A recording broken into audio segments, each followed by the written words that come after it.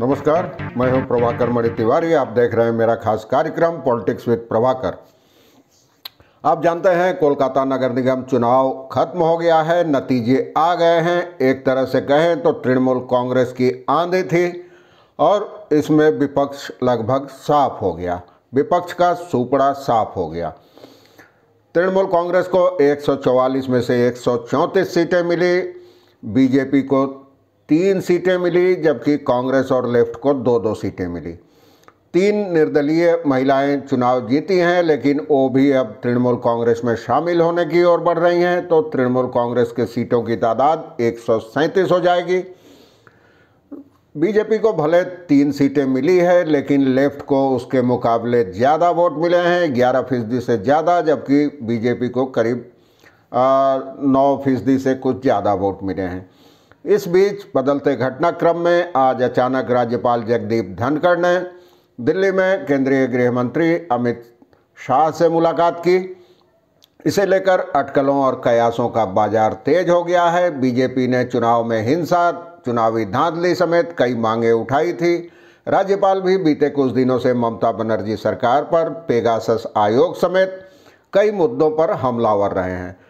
पूरी रिपोर्ट देखिए, मैं बताऊंगा आखिर क्या क्या घट रहा है चुनाव के बाद, बीजेपी के आरोप प्रत्यारोप और बाकी चीज़ें, कौन कितने ज़्यादा अंतर से जीता। जैसे तो चैनल को सब्सक्राइब करें, मित्रों परिजनों के साथ शेयर करें और घंटी का निशान भी दबा दें।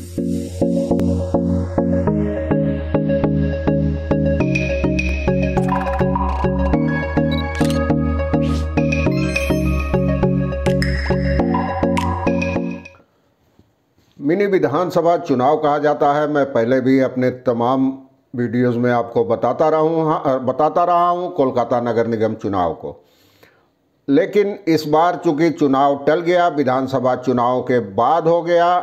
पहले 2020 में होना था, कोरोना के कारण टाल दिया गया, तो एक तरह से वह तमगा इससे कम से कम इस बार तो छिन गया है। लेकिन फिर भी साख और नाक की लड़ाई थी, प्रतिष्ठा की लड़ाई थी।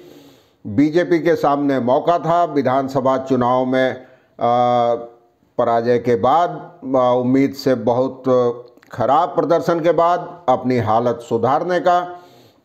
लेकिन चुनाव अभियान के दौरान भी बीजेपी खेमे में लगातार उदासीनता नजर आई थी। तभी राजनीतिक पंडितों ने कह दिया था कि टीएमसी भारी बहुमत से जीतेगी और बीजेपी बहुत ज़्यादा हुआ तो 2 अंकों तक सिमट कर रह जाएगी। लेकिन वैसा भी नहीं हुआ। जिस तरह विधानसभा चुनाव में बीजेपी 3 अंकों का आंकड़ा नहीं छू सकी थी, उसी तरह इस बार भी वह दहाई का आंकड़ा नहीं छू सकी है। 2015 में उसे 7 सीटें मिली थी, लेकिन इस बार वह 3 ही रह गई। और आपको बता दूं, आंकड़ों के लिहाज से 2010 में भी बीजेपी ने 3 सीटें ही जीती थी। तो इसके बाद लेफ्ट को 2 सीटें भले मिली है, लेकिन उसे वोट बीजेपी से करीब 2.5% ज़्यादा वोट मिले हैं बीजेपी को के मुकाबले लेफ्ट को। और इस बीच बीजेपी ने चुनाव नतीजों के बाद से ही, कहे मतदान के दिन से ही, लगातार टीएमसी पर चुनावी धांधली और हिंसा के आरोप लगाते रहे हैं। और राज्यपाल से भी मुलाकात की, चुनाव आयोग से मुलाकात की और मतदान को रद्द करने और नए सिरे से मतदान कराने की मांग की थी। राज्यपाल भी लगातार हमलावर रहे हैं। और इस बीच राज्यपाल अचानक दिल्ली पहुंचे, जहां आज सुबह उन्होंने केंद्रीय गृह मंत्री अमित शाह के घर जाकर उनसे मुलाकात की। इससे अटकलों और कयासों का बाजार कुछ तेज हो गया है, क्योंकि पहले से कोई उनका कार्यक्रम नहीं था मुलाकात का। और उन्होंने खुद, राज्यपाल ने ट्वीट से अपने इसकी जानकारी दी, तस्वीर के साथ ट्वीट किया। यहाँ राजनीतिक हलकों में अब इस पर कयास लगाए जा रहे हैं। हालांकि पर्यवेक्षकों का कहना है कि कलकत्ता नगर निगम चुनाव के इर्द गिर्द जो राजनीतिक माहौल तैयार हुआ था, उसी बारे में विस्तार से अपनी रिपोर्ट देंगे, गृह मंत्री को जानकारी देंगे। इसके अलावा कई दूसरे मुद्दों पर भी दोनों के बीच चर्चा हो सकती है, लेकिन अब तो यह कयासों और अटकलों का ही विषय है फिलहाल, जब तक कोई इस बारे में राज्यपाल या केंद्रीय गृह मंत्री मुंह नहीं खोलते।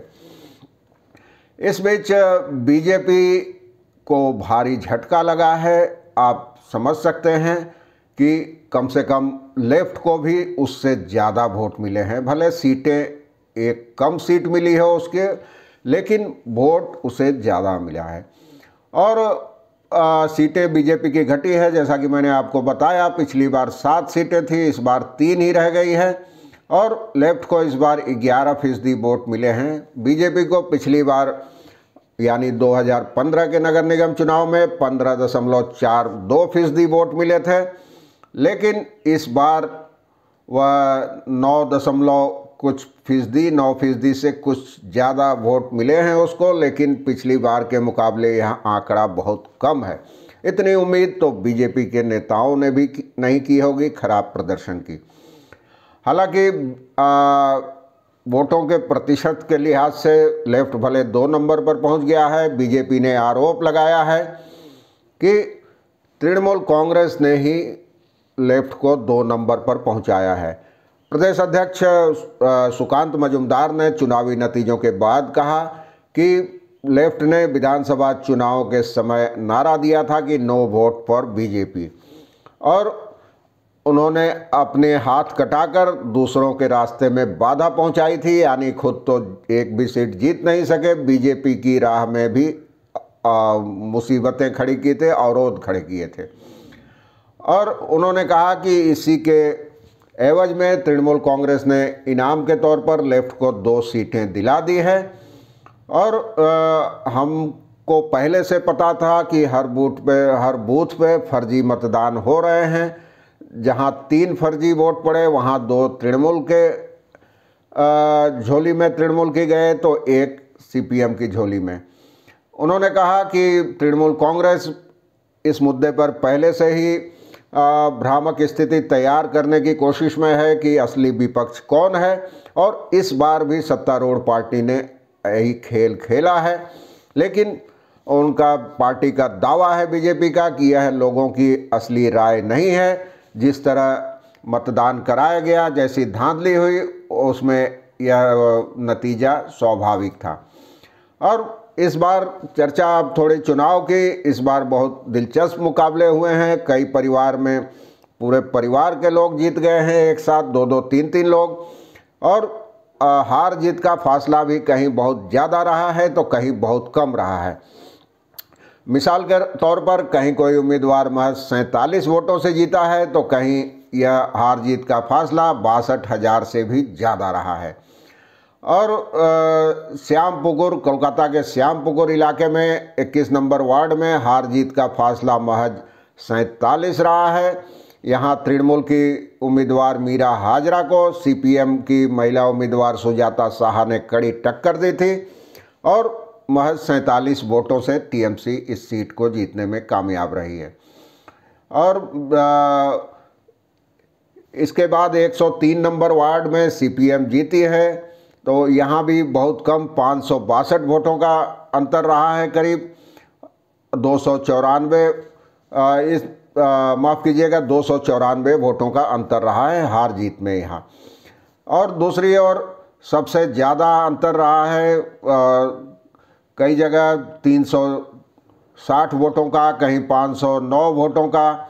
और सबसे ज़्यादा अंतर रहा है वार्ड नंबर 66 में 66, जहाँ तृणमूल के फैयाज अहमद खान ने सीपीएम के साकिब अख्तर को 62,000 से ज़्यादा वोटों से हरा दिया है।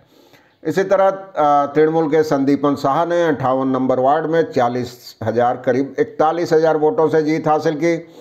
109 नंबर वार्ड में टीएमसी उम्मीदवार अनन्या बनर्जी ने सीपीएम उम्मीदवार शिखा पुजारी को करीब 38,000 वोट से हराया है। इसी तरह 59 में तृणमूल की जॉली बसु 31,000 से ज़्यादा वोटों से जीती है। 57 में भी हार जीत का फासला लगभग 29,000 रहा है। और आप जानते हैं 72% से ज़्यादा वोट मिले हैं टीएमसी को, और ये एक रिकॉर्ड है। इसी तरह जैसा कि मैंने आपको बताया 21 नंबर वार्ड में मीरा हाजरा महज 47 वोटों से जीती है। 103 नंबर वार्ड में सीपीएम की नंदिता राय महज 92 वोटों से जीती है। ऐसे ऐसे फासले हैं। 98 नंबर वार्ड में 294 वोटों का अंतर था हार जीत में। जबकि 135 नंबर वार्ड में निर्दलीय रूबीना नाज ने तृणमूल की अख्तरी निजामी को 360 वोटों के अंतर से हराया है। फिलहाल यही सब चल रहा है। आरोप प्रत्यारोप का दौर तेज हो रहा है। राज्यपाल के दिल्ली दौरे पर कयास लग रहे हैं और फिलहाल बंगाल की राजनीति में कुछ दिनों तक इस मुद्दे पर सक्रियता बनी रहेगी, गर्मी बनी रहेगी। इस बीच कल यानी 23 तारीख को मेयर पद का चुनाव होना है। सबकी निगाहें उस पर है। इस दौड़ में पूर्व मेयर बॉबी फिरहाद हकीम को सबसे आगे माना जा रहा है। क्या होगा मैं आपको बताता रहूँगा। आज के लिए बस इतना ही। धन्यवाद, नमस्कार।